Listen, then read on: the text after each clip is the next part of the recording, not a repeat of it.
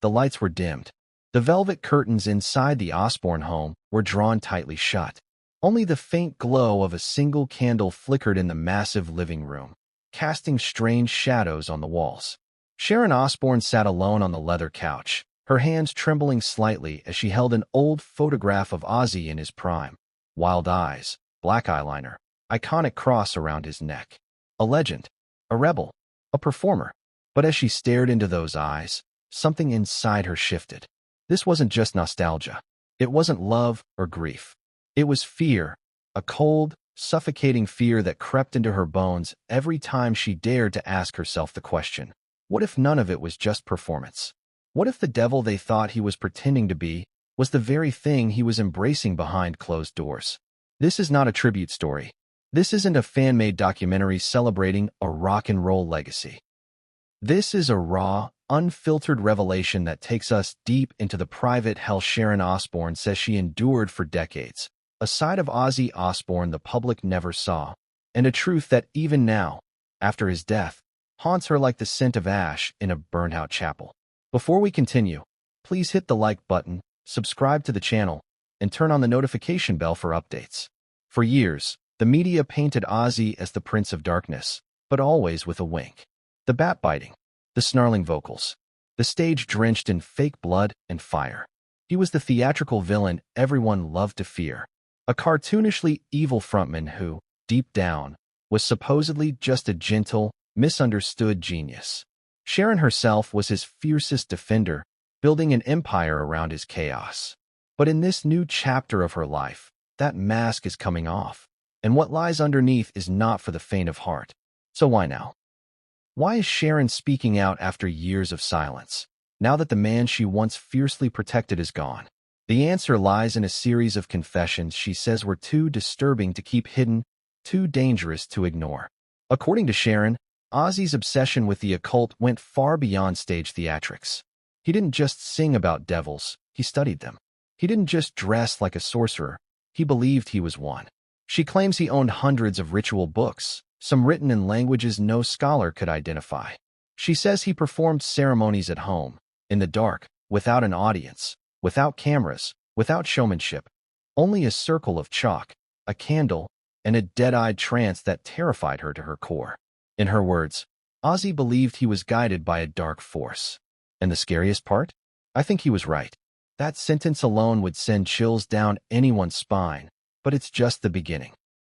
In this video, we're diving deep into a world of secrets, suppressed memories, and a chilling blend of fame, faith, and fear.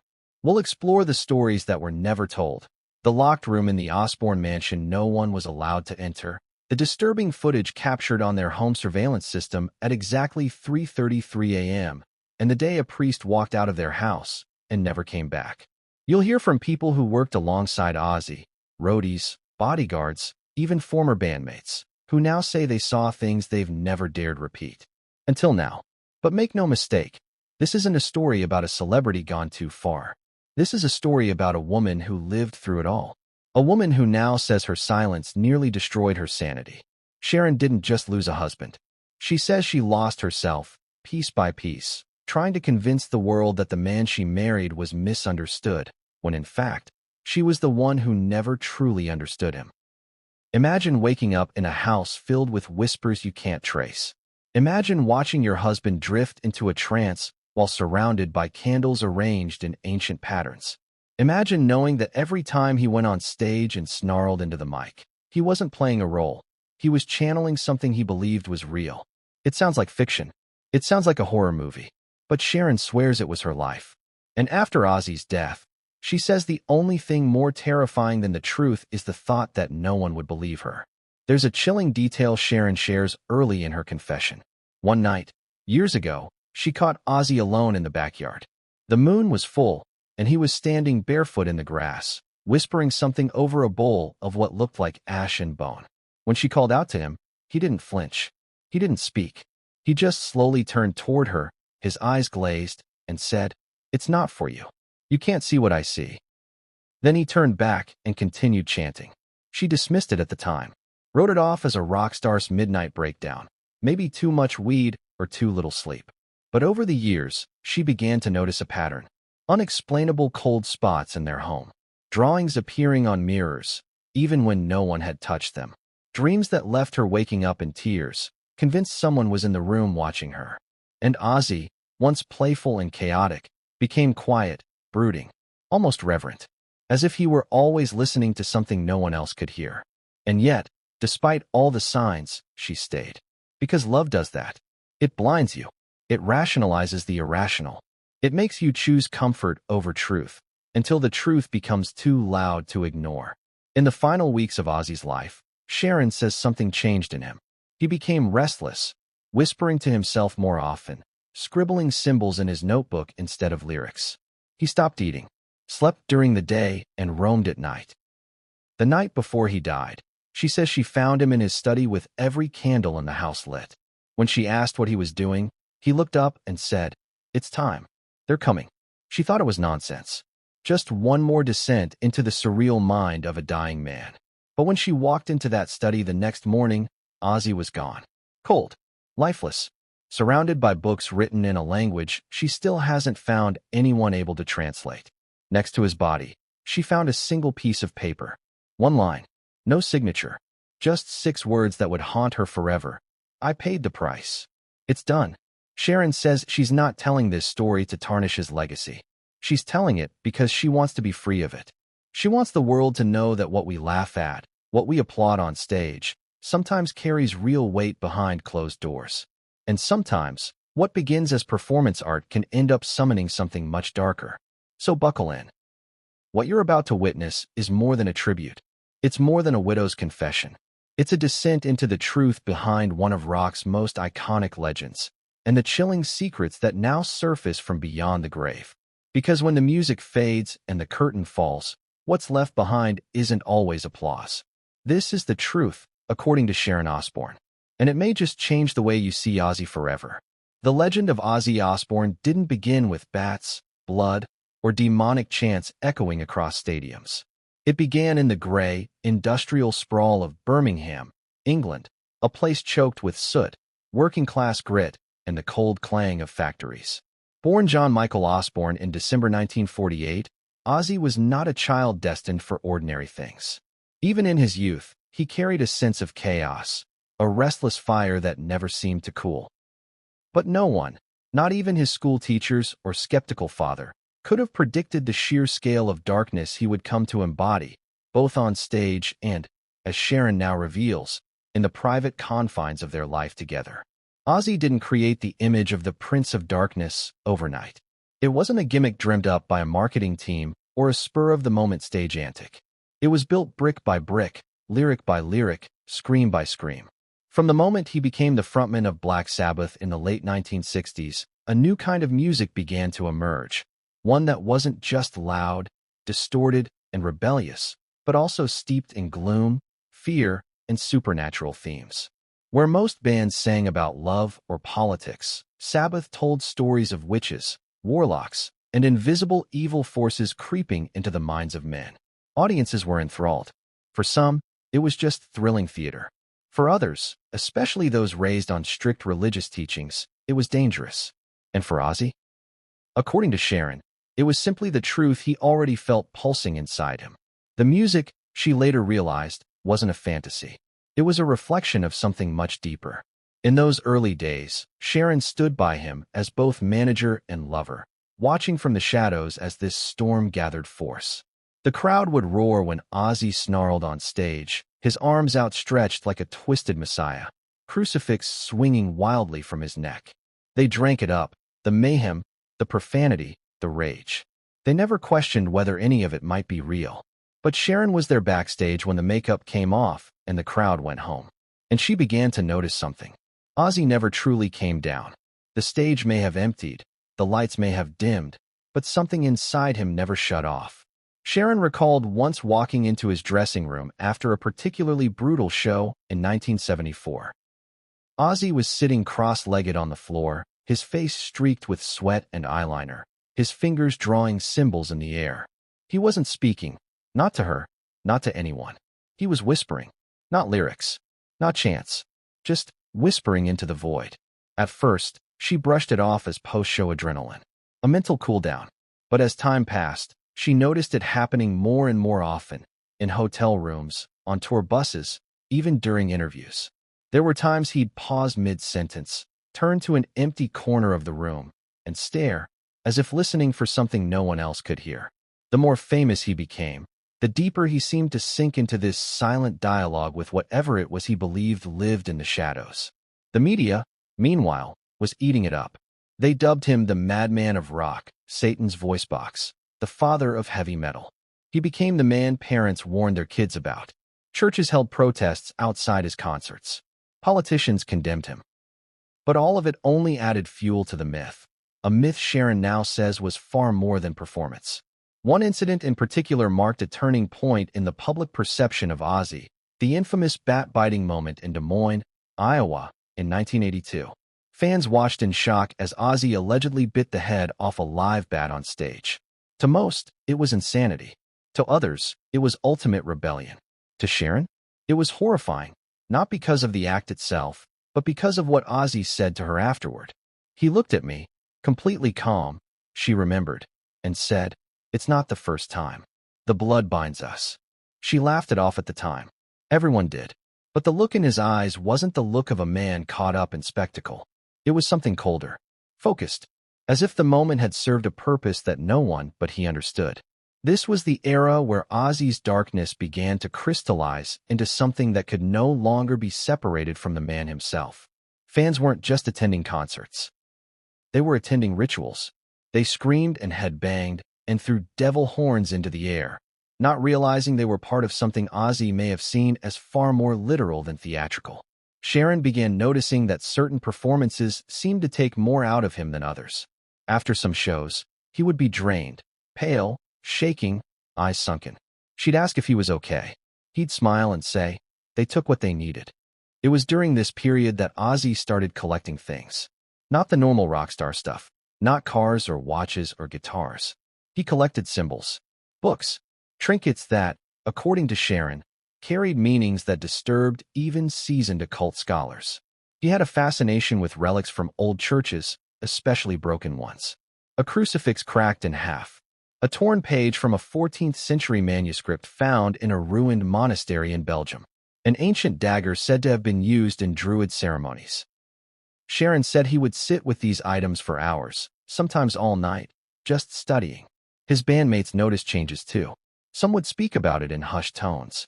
One reportedly left mid-tour after walking into Ozzy's hotel room and finding him surrounded by candles, chanting in Latin. Another dismissed it as drugs, until he saw Ozzy completely sober, doing the exact same thing. Even their children were kept at a careful distance during these darker periods.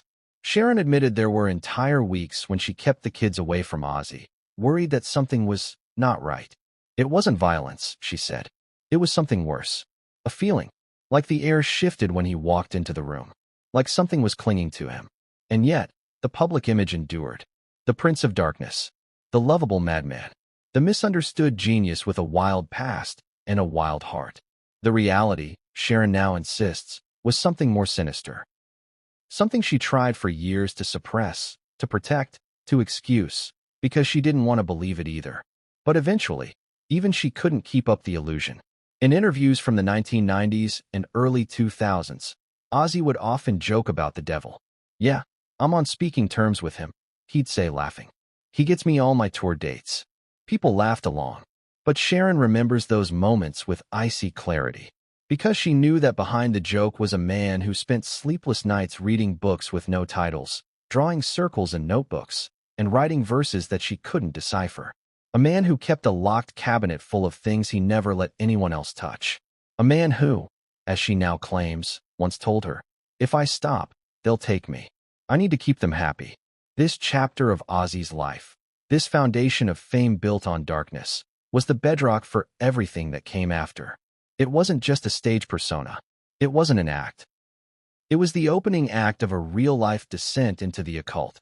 A journey Sharon would come to realize wasn't about music at all, but about control, power, and sacrifice. And now that he's gone, the pieces have started falling into place. The symbols, the whispers, the rituals, the fear. This was the beginning of Ozzy's true story, not the one the tabloids sold, but the one that lived in the cracks of their home, in the shadows of his success. The story Sharon now says she can no longer keep to herself. Because before you can understand what he became, you have to understand what he built.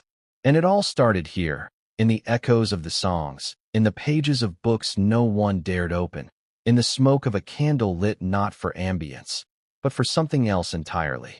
In the early years of their relationship, Sharon Osbourne often told herself the same thing every other woman in love with a complicated man tells herself. He's eccentric, not dangerous, just misunderstood. At first, she believed it. She needed to. Loving Ozzy meant accepting chaos, touring schedules, spontaneous outbursts, intoxicated rants, and the ever-present cloud of his unpredictable fame. But beneath all of that noise was something else, something colder, something she couldn't quite name at the time. And it all started with a small, leather-bound book hidden under their bed. It was sometime in the mid-1980s. Sharon had been tidying up their master bedroom, a rare moment of peace after days on the road. Ozzy had passed out on the couch downstairs after a long night in the studio. The house was quiet. For the first time in days, she had a moment to herself. As she reached under the bed to pull out a pair of shoes, her hand brushed against something unfamiliar, thick, rigid, with a spine that crackled like dry bark when she touched it. She pulled it out and was immediately hit by a smell, old parchment, dust, and something faintly metallic, like dried blood. The book had no title, no author. Its cover was cracked, stitched with a strange geometric pattern Sharon didn't recognize. She opened it, expecting to see lyrics, poems, maybe even Ozzy's private scribblings. But what she found chilled her. Symbols, pages upon pages of them. Ancient-looking, drawn with exacting precision, alongside paragraphs of handwritten text in a language she couldn't decipher.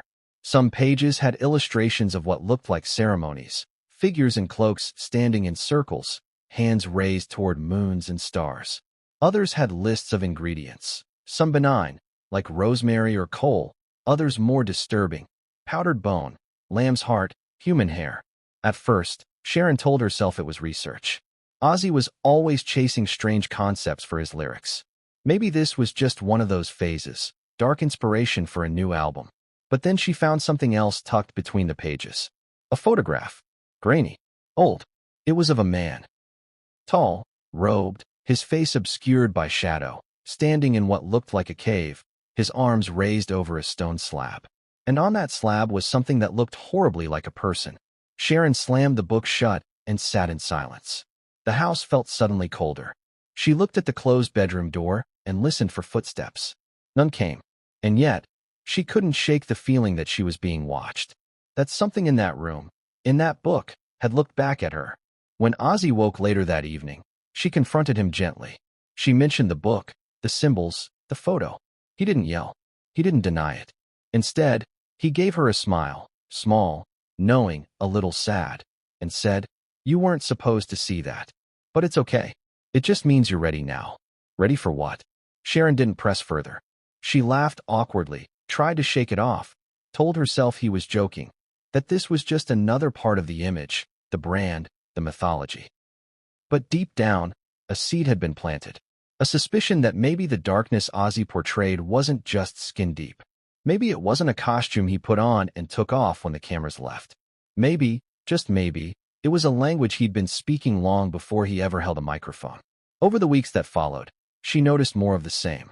Odd drawings on notepads, strange herbs hanging in the kitchen, a drawer in his studio filled with black candles, some burned halfway, others completely melted into pools of hardened wax. One day, she found a small bowl under their bed, filled with what looked like dried rose petals, a dead spider, and a single gold ring that wasn't hers or his. She tried to talk to him again. He didn't get angry, but he was evasive. "It's for protection," he said one night while lighting a candle in the middle of their bedroom floor. "It keeps them away." She asked who they were. He didn't answer. Sharon began to document things privately. She kept a small notebook hidden in her vanity drawer, recording the dates and times she saw odd behavior. The nights he stayed up pacing. The times she found him muttering to himself in the mirror. The times he locked himself in the basement with music turned off and no light on. She began to feel like she was living with two versions of her husband. The public Ozzy, the wild but lovable rocker who made jokes and sang songs about madness, and the private Ozzy, a man who seemed to walk constantly on the edge of a world she couldn't see. And then came the whispers. It started with the staff. A housekeeper left abruptly, claiming the mirrors in her room had started fogging up without cause, and that she heard a voice calling her name while she showered. Another assistant refused to enter Ozzy's studio, saying there was a presence in there, not a person, but a weight, a pressure that made it hard to breathe. Even their driver mentioned something once in passing. You ever notice he always wakes up at the same time every night? Just after 3? Sharon had. She just never said it out loud. The night she truly began to fear something was wrong came shortly after that. It was around 2:45 a.m. She couldn't sleep. The room felt hot, suffocating. She got up to get a drink, walked down the hall, and noticed light flickering under the door to Ozzy's study. She thought maybe he was writing or reading. But when she opened the door slightly, what she saw rooted her to the spot. Ozzy was sitting in the center of the room, surrounded by candles arranged in a perfect circle. He was shirtless, eyes closed, his hands resting on his knees, palms up. The book, the same leather-bound one, was open in front of him. And he was chanting, not in English, not in any language Sharon recognized. His voice was deep, rhythmic, and disturbingly calm. The room smelled like burnt herbs and iron. She stepped back slowly and closed the door. The next morning, he was back to normal, drinking coffee, talking about tour schedules, asking if the kids had school. Sharon said nothing, but something inside her had changed. This wasn't just eccentricity. This wasn't just Ozzy being Ozzy. This was belief. And belief is powerful. From that moment on, Sharon began to see everything differently.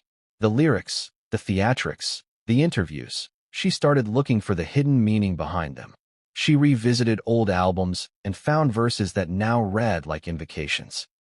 She watched past performances and saw not madness, but method, intent, purpose, and she wondered, how much of this was real from the start? Was the man she married always like this? Or had something found him, something he allowed in and never tried to stop?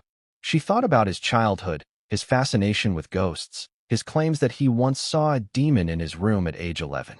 Stories she used to laugh off as silly tales now felt like breadcrumbs. Clues in a puzzle she didn't know she was supposed to solve.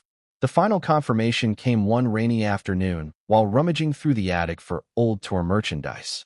Tucked in an old suitcase beneath layers of clothes and papers, Sharon found a letter, written by Ozzy, undated, never meant for her eyes. It read, "Sometimes I wonder what I've done, but then I hear them again. In my sleep. They say I asked for this, that I opened the door, and now it's too late to close it." Sharon sat in the attic for what felt like hours, the letter clutched in her hand, the rain tapping softly on the roof above her. That was the day she stopped telling herself it was all just part of the act. That was the day her suspicion became certainty. She wasn't married to a man playing darkness for fun. She was married to someone who believed in it. There's a certain kind of silence that lives in old basements. A heavy, unmoving stillness that settles deep in the concrete. Not from the absence of noise, but from the presence of something else entirely. In the Osbourne household, the basement wasn't just another room below the ground. It was a space no one talked about. A sealed world within a home otherwise loud with music, laughter, arguments, and the chaos of a rock star's life. And for decades, Sharon Osbourne obeyed one unwavering rule laid out by her husband. Never go into the basement. Never open that door. At first, it sounded like a reasonable request. Ozzy needed his own space, a sanctuary from the pressures of fame, the cameras, the screaming fans, and the noise that came with being a living legend. Sharon understood boundaries. She respected them. But over time, the basement became more than just a quiet corner of their sprawling estate. It became a place shrouded in suspicion, one that pulsed with a kind of unease even when no one was near it. The first time Sharon began to question the room was when she realized no one else ever entered it. Not staff, not assistants, not even Ozzy's closest bandmates. If something needed to be delivered downstairs, Ozzy took it himself. If the cleaning team tried to enter, they were told not to. The door remained locked at all times, with a key that only Ozzy carried on a chain around his neck, one he never removed, not even in the shower. The door itself was odd. Unlike the rest of the home, which was modern, elegant, and beautifully designed. The basement door was heavy oak, reinforced with black wrought iron. Sharon always thought it looked like something out of a medieval castle. Out of place, almost theatrical. But Ozzy insisted it stay. "It's original," he once told her. "It's been part of the house since before we moved in." But Sharon knew better. That door had been installed after they moved in. She remembered the construction team, the secrecy, the way Ozzy personally oversaw every detail. And she remembered the night after it was finished, when he stood silently before it for over an hour, hand pressed to the wood, eyes closed, breathing slowly as if listening to something beyond it. That was when the rumors started among the staff. One evening, a groundskeeper named Ben, a quiet man in his 50s who'd worked with them for years, came to Sharon looking pale. He said he'd been working late in the garden, near the side of the house where the basement windows were.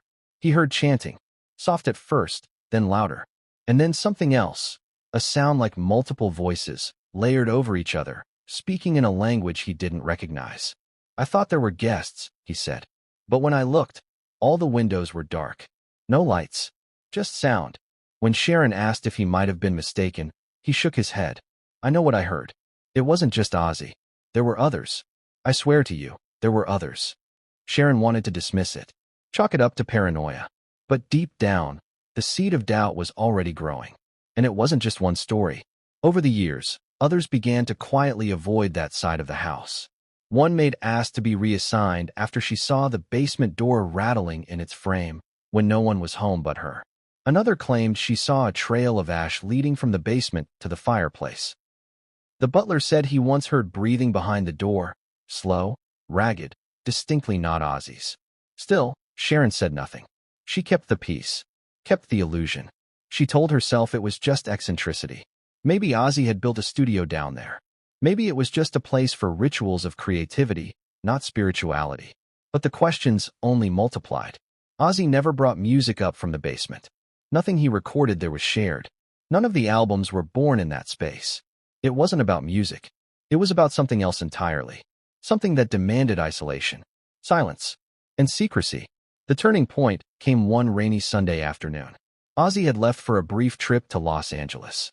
Sharon was home alone with the kids, who were away visiting friends. The house was quiet. Rain tapped rhythmically against the windows. The basement door loomed at the end of the hallway like a presence, not an object. Something about that day felt different. As if the house itself were holding its breath. As Sharon walked past the door, she noticed it was slightly ajar. Just an inch. But enough. Enough to break the spell of silence that had shrouded it for years. She stood frozen. It could have been a mistake. Ozzy might have forgotten to lock it. But she knew Ozzy. He never forgot to lock that door. Her hand reached out before she could stop herself. The doorknob was cool to the touch, almost wet with condensation. She hesitated, and then slowly pushed it open. The smell hit her first. Not must or mildew, but something more complex. Aged incense, sulfur, and something faintly metallic, like old coins or dried blood. The staircase was narrow, steep, lit only by small wall sconces that flickered unnaturally even though they were wired. Every step creaked underfoot, the kind of groan that made her flinch, each noise like a question being asked by the house itself. "Are you sure you want to see this?" She reached the bottom after what felt like forever. The basement was nothing like she expected. No storage boxes, no clutter, no signs of a studio. Instead, the room was open, vast, and cold. The walls were painted black, the floor covered in large slate tiles. At the center, a circle had been drawn, not in chalk, but etched directly into the stone. Symbols radiated out from the center in spirals and lines, all pointing inward to what looked like an altar, a raised platform made of dark marble, with burn marks around the edges. Around the room were shelves, dozens of them, filled with jars, candles, bones, feathers, stones. Strange dolls made of twine, figurines carved from wood and horn. A cabinet of books, all old, all worn, most unlabeled. Sharon moved closer and picked up one. The pages were brittle. Inside, she saw diagrams of human anatomy marked with words she couldn't read. Next to each organ, a symbol, a ritual, a purpose. And then, the most horrifying discovery. Photographs, dozens of them, clipped to a corkboard. Ozzy, in the center of the room, cloaked in black, holding objects in his hands. Sometimes alone, sometimes with others, faces blurred, unrecognizable. Candles lit around him. In some, he was kneeling. In others, he was standing over what looked like an effigy. Sharon's knees buckled. Her breath caught. The room tilted. This wasn't performance. This wasn't eccentricity. This was worship. And it had been happening directly beneath her feet. She staggered back up the stairs, locked the door behind her, and sat in the hallway for what felt like hours. Her hands were shaking. Her mind was racing. Every part of her body screamed for denial, to forget what she saw, to pretend it hadn't happened. But the truth had already taken root. She knew. There was no going back now. When Ozzy returned days later, she didn't confront him. She didn't say a word. But he knew. She could see it in his eyes. The way he looked at her was different. Not angry, not surprised. Just calm. Resigned. That night, he said something she would never forget. You weren't supposed to go down there. But now that you have, you'll start to hear them too. From that moment on, the house felt different. The whispers grew louder. The cold spots lasted longer. And the woman who once believed she knew everything about the man she married now realized she didn't know anything at all. Because in the darkest corner of their home, behind a door no one was supposed to open, the real Ozzy had already revealed himself. And Sharon had finally seen him. After the discovery of the basement, Sharon Osbourne found herself unable to unsee what had been revealed. The entire foundation of her marriage was now warped, bent under the weight of a secret so enormous, it shattered her understanding of the man she had built a life with. She became haunted by questions that had no easy answers. Who was Ozzy really? What had he been doing all these years? What did he believe? And how deep did it go? The morning after her descent into the basement, she felt a quiet urge to return, not out of curiosity, but necessity. There was something down there calling her. Not literally, perhaps, but spiritually. A lingering sense of unfinished confrontation. It wasn't fear that drew her back. It was the feeling that if she didn't look deeper, she would never know how much of her life had been wrapped in shadows pretending to be eccentricity. This time, she brought gloves, a flashlight, a camera. The key was still hanging by the door where Ozzy often left it when he slept. She took it without hesitation. The basement was the same, silent, cold, pungent. But now, she walked with intent. She didn't look away from the altar or the markings on the floor. Instead, she made her way to the shelves, particularly the bookshelf tucked into the far left corner. That was where the truth would be. She pulled the first volume from the shelf. It was thick, bound in what appeared to be leather so aged it had nearly petrified. No title on the spine, no author. The cover was embossed with a sigil, a triangle inside a circle, encased in what looked like thorny vines.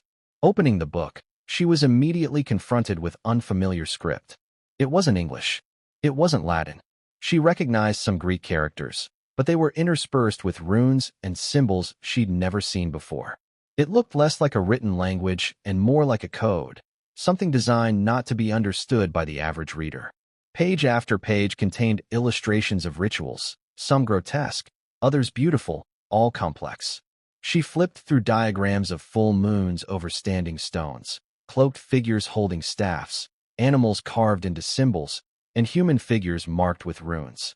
Each ritual had accompanying instructions, ingredients, incantations, specific planetary alignments. Some rituals required items Sharon couldn't even identify. The root of the screaming vine, blood from a firstborn raven, ash from a pyre lit under the black cross. The next book was worse. This one was smaller, thinner, with pages so delicate they seemed to breathe as she turned them. It was handwritten, clearly by Ozzy. His distinct scrawl, jagged, sharp, erratic, filled the margins. He had annotated each ritual, each passage, with notes that were part song lyric, part personal journal, part manic thought spiral. One passage read, repeated 3 times, the veil thins. Lights flicker when it works. Felt presence by the corner, male. Not hostile. Curious. Another. Don't forget salt ring. Protection not optional. Dream last night. Same voice. Said I've been chosen again. Again. And another, chilling in its simplicity. Let it in. Sharon's heart pounded as she flipped through the final pages. This was no performance. This wasn't Ozzy researching stage material. These were records. Attempts. Trials. documented experiences. He was tracking outcomes like a scientist measuring reactions. He was trying to connect with something. Or perhaps, something was trying to connect with him. A third book stood out because of its condition. Unlike the others, which were worn and used, this one looked pristine, like it hadn't been touched in decades. Wrapped in black cloth, sealed with a red wax insignia, it was hidden behind a false panel on the bottom shelf. Sharon unwrapped it carefully. The cover was bone white, embossed with a single eye in the center. When she opened it, the smell was overwhelming, musty, like something pulled from a crypt. The pages were not paper, but vellum, stretched animal skin. Every line was inked with what appeared to be blood. The language was again unknown, the characters twisted and spidery. But the illustrations, they were the stuff of nightmares. There were rituals involving the alignment of bodies. Not just symbolic diagrams, literal illustrations of humans arranged in circles, their limbs extended, their mouths sewn shut. There were references to opening the skin of the earth and inviting the watchers. One page showed what looked like a gate, not a physical gate, but a dimensional tear. Figures stood on one side, arms extended, while from the other side emerged things. Creatures that defied anatomy. Mouths where eyes should be.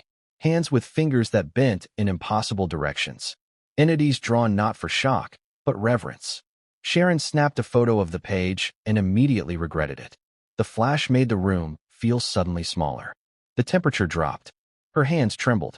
The hairs on her neck stood up. She put the book down and stepped away. In that moment, Sharon felt something she couldn't explain, the sense that she had been seen. That by opening this book, by viewing its contents, she had crossed a threshold. She had pulled back a veil, and something on the other side had noticed. She quickly moved to the drawer beneath the shelves. Inside were candles, dozens, all black, all partially used. Some were melted into ritual holders carved with symbols. Others were wrapped in parchment marked with numbers and dates. She found a stack of loose-leaf papers beneath them, filled with Ozzy's handwriting. Some were song lyrics. Others were different. They were written like journal entries. One read, "They told me not to stop. Said I'd come this far. Said there's no going back. Dreams more vivid now. Sharon saw something.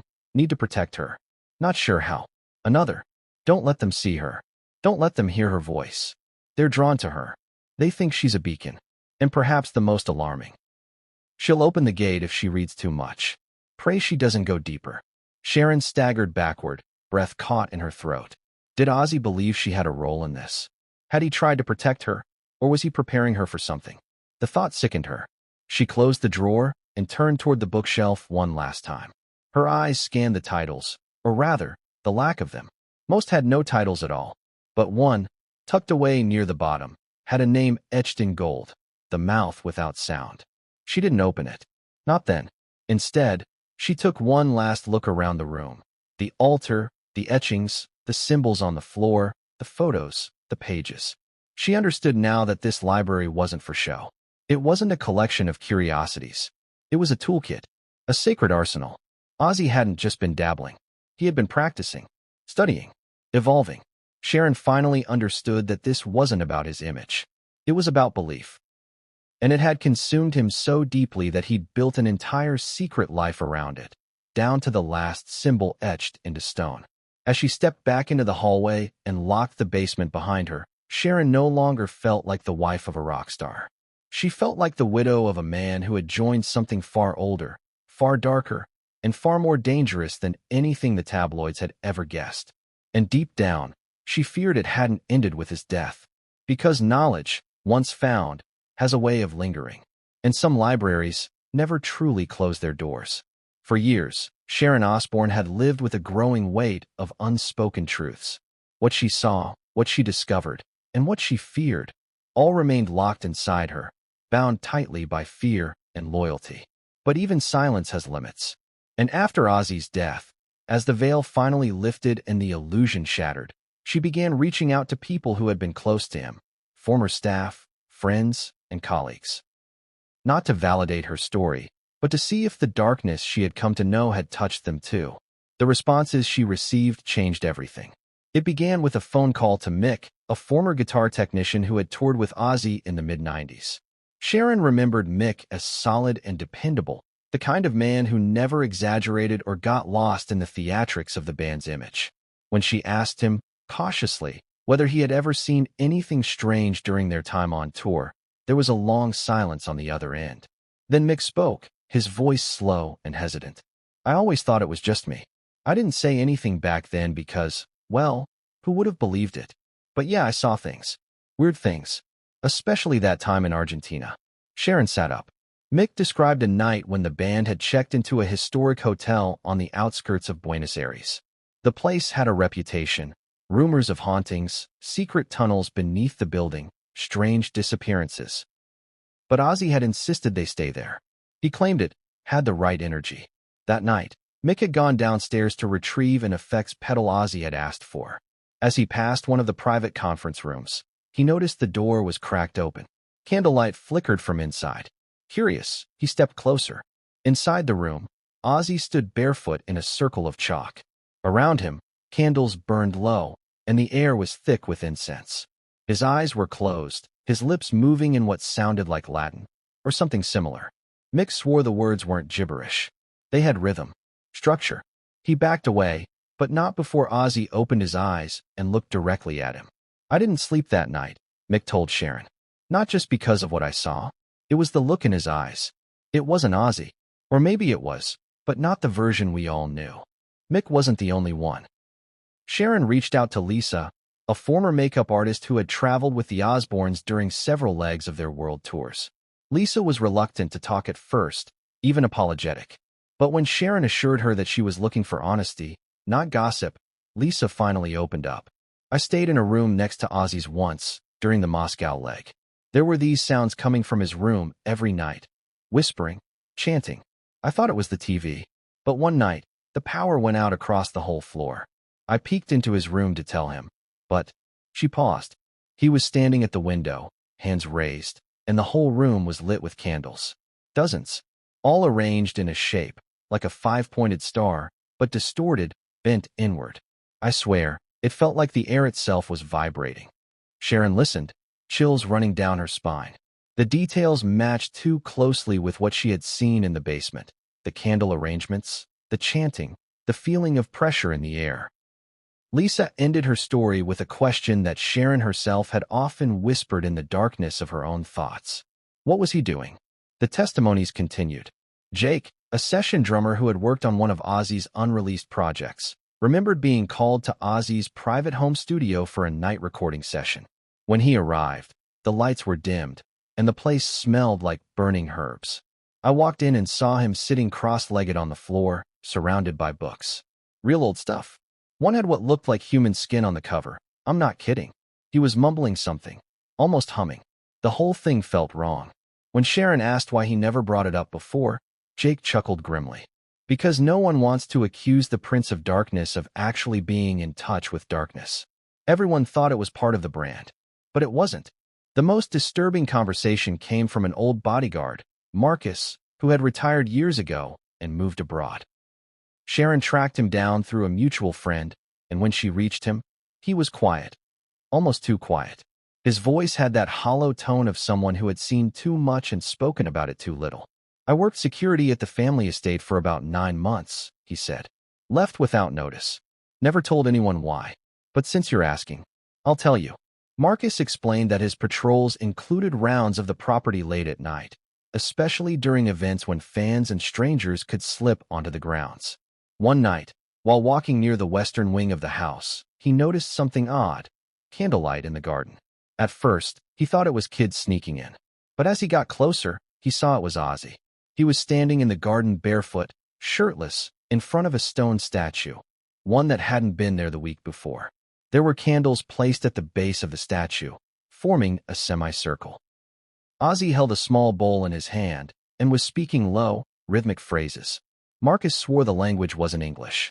And when he stepped forward to call out, something stopped him. Not physically, but emotionally, mentally. I felt paralyzed, he said. Not by fear, by presence. Like something else was watching us. Not him. Us. I turned and walked away. Didn't say a word. I put in my resignation the next day. When Sharon asked why he hadn't said anything all these years, Marcus didn't hesitate. Because I didn't want that presence to follow me. But Sharon, I've never felt right since then. I've had dreams, nightmares. Sometimes, I hear the chanting in my sleep. The same words. I don't know what they mean, but I know they came from him.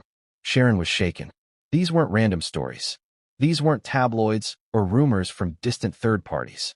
These were people who had lived with Ozzy, worked beside him, trusted him, and they were all describing the same things. Candles, circles, chants, symbols, books, shadows. Pieces of a puzzle that Ozzy had managed to keep hidden in plain sight. The rituals weren't isolated incidents. They were recurring, intentional, practiced, polished, and perhaps most chilling of all, not once did anyone mention Ozzy being under the influence during these moments. He was always sober, calm, focused. These were not drug-fueled hallucinations. These were rehearsed, deliberate acts of spiritual connection. Ritual behavior performed with clarity and purpose. Sharon began to wonder. How many others had seen but said nothing? How many fans watched his concerts and laughed, never knowing that what they thought was satire was a genuine invocation? She thought back to the concerts she had attended, the moments where the crowd would erupt as Ozzy stood under a blood-red spotlight, arms stretched wide, chanting into the night. The pyrotechnics, the fog, the music, it was all perfectly timed. But now, she saw it differently. It wasn't a show. It was a ceremony. And they, the crowd, were unknowing participants. This realization gnawed at her. For years, she had enabled it, marketed it, packaged it, sold it.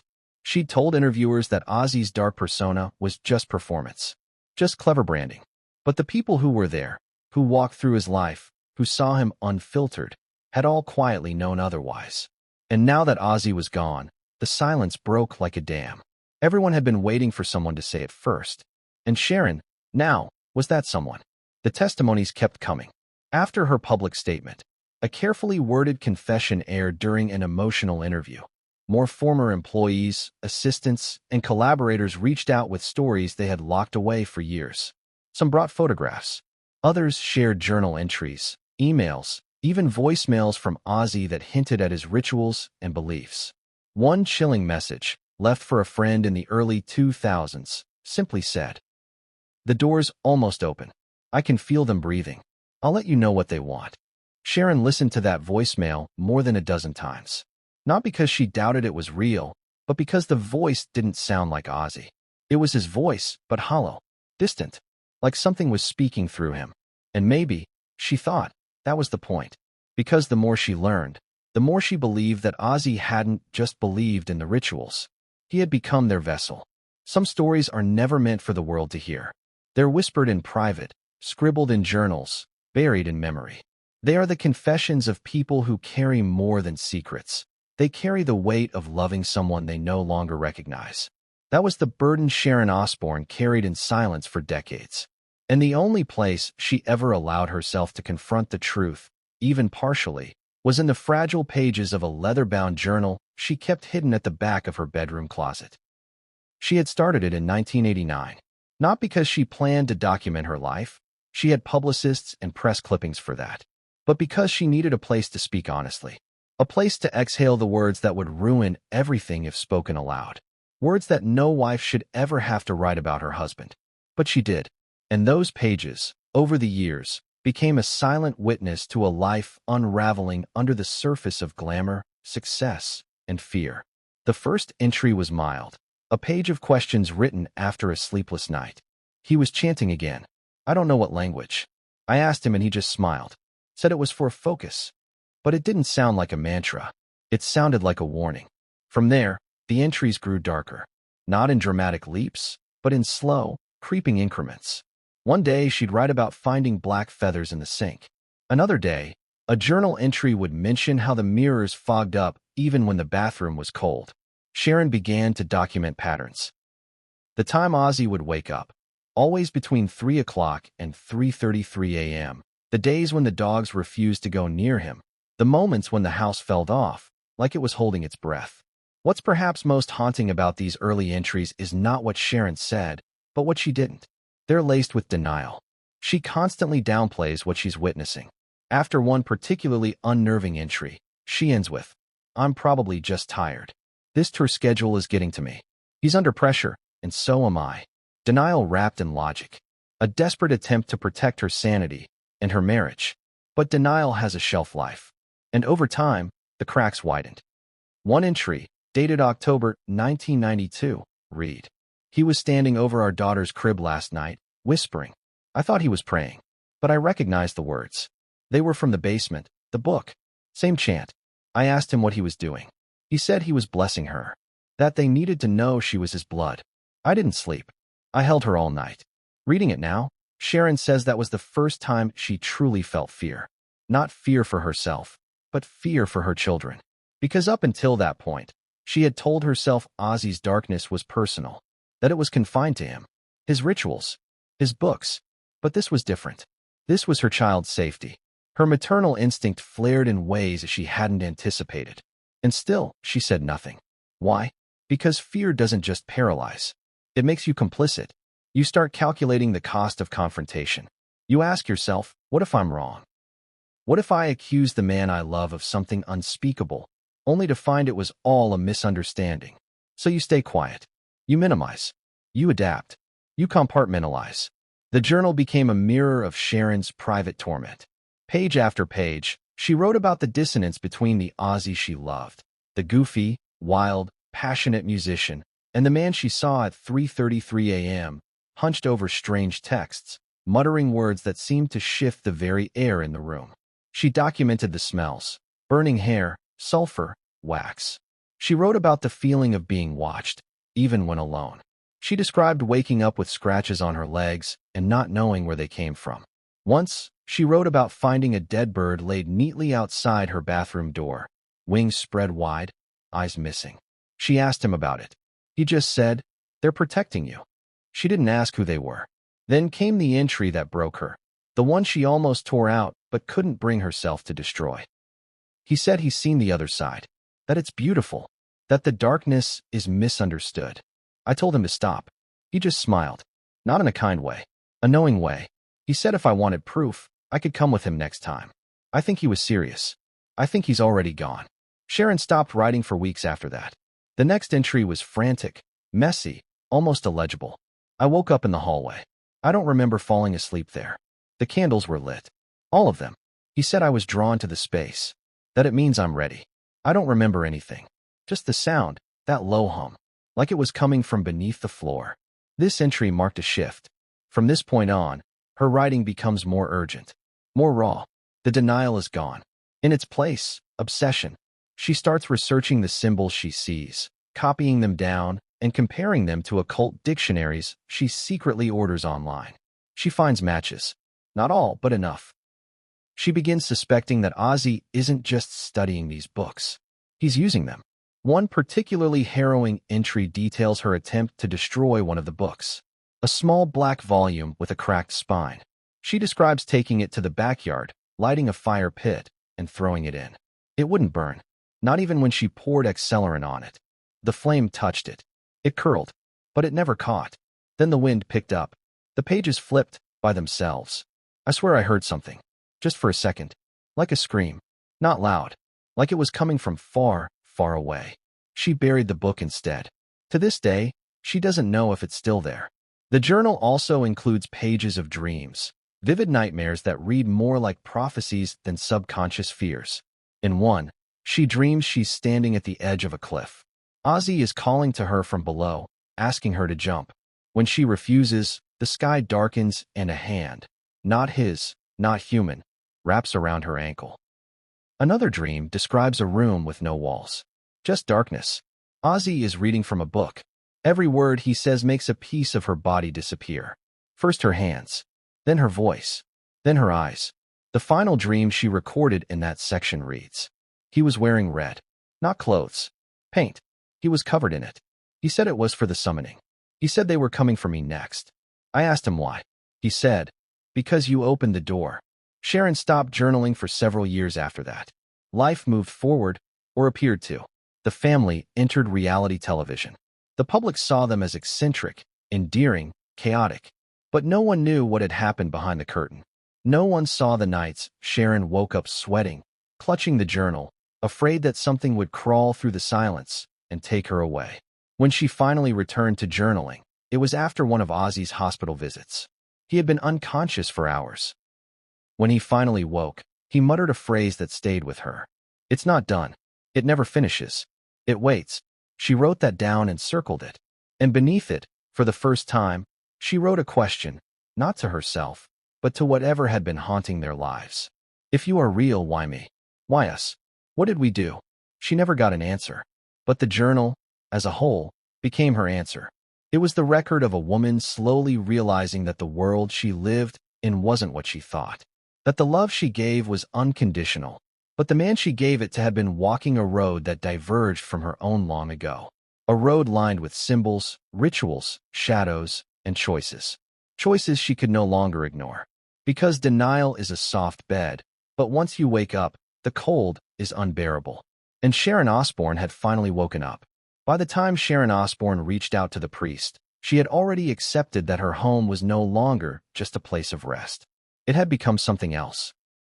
A vessel for a presence she couldn't define, but one she felt in every corner, in every breath. The journal, the basement, the dreams, and the confessions from former staff all pointed toward a simple but unbearable truth. Ozzy hadn't just flirted with darkness. He had opened a door. And now, whatever had crossed the threshold had settled in, silently watching from the shadows. Sharon didn't call a priest out of faith. She did it out of fear. It was a quiet Tuesday morning in early spring. The house was empty. The kids were away on a school trip. Ozzy had gone into one of his trances the night before. A deep, unshakable stillness that left him cold and unresponsive for nearly an hour. Sharon had sat next to him the entire time, whispering his name, shaking his shoulders, but nothing broke through. Then, just as suddenly as it began, he blinked and said, "Did they answer?" As if she had been part of a conversation she hadn't heard. That was the final push. Sharon called a contact she hadn't spoken to in years, Father Ambrose, an Irish priest she had met briefly during a charity event in Dublin. He was kind, quiet, skeptical of fame, and had a reputation for dealing with more than just spiritual counseling. Rumors surrounded him, that he'd once been part of a Vatican investigative unit, the kind that operated discreetly, beyond the knowledge of typical parishioners.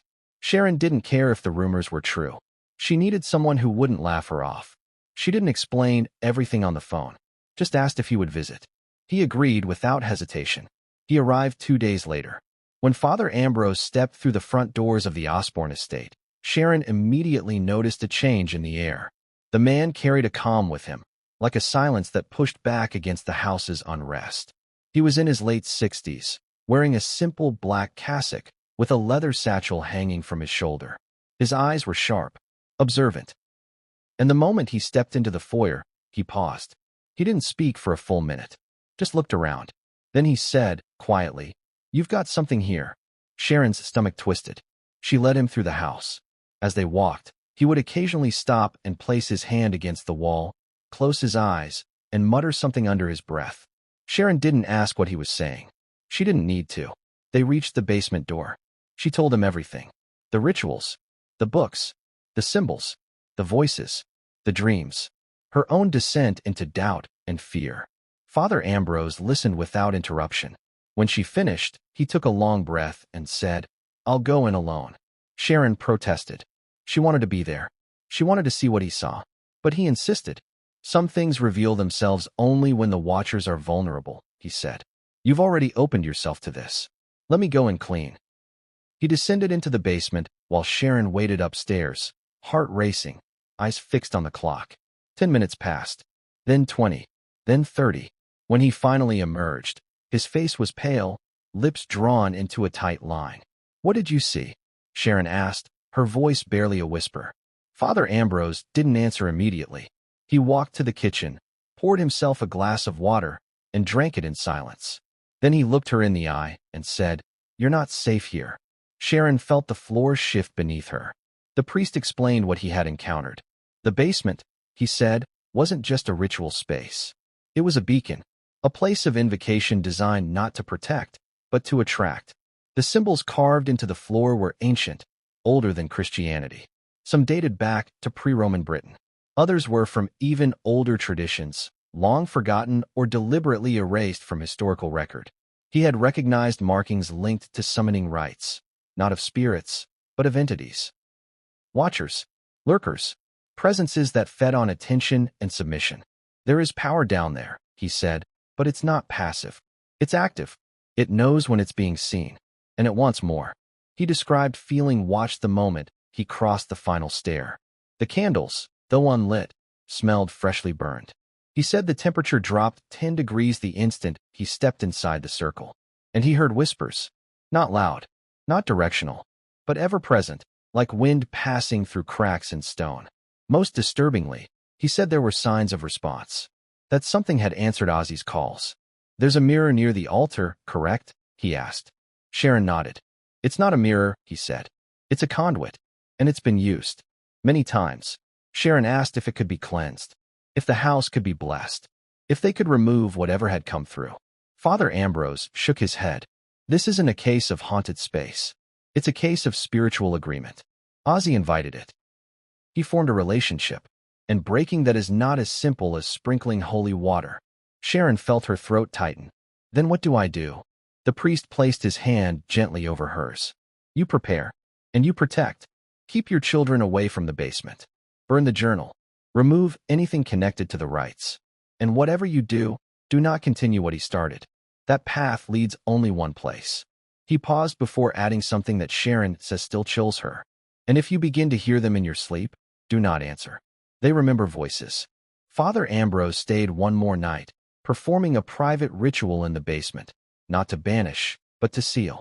He didn't explain the details. But the next morning, he looked 10 years older. His hands shook as he drank his coffee. I can't come back, he said quietly. Not because I won't. Because I can't.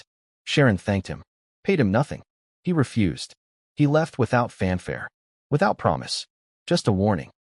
Some darkness clings, even to those who never asked for it. In the days that followed, Sharon did as she was told. She sealed the basement, changed the locks, removed the books, one by one, and buried them in secret places around the estate. She burned her journal, but not before making a copy. One she kept in a safe, just in case she ever needed to prove she hadn't imagined it all. But the silence didn't return. The whispers did not stop. She still woke at 3:33. Ozzy continued his rituals. Only now, he did them outside, in places she couldn't see. And each time she looked at him, she felt like she was looking at a man whose soul was slipping further and further from this world.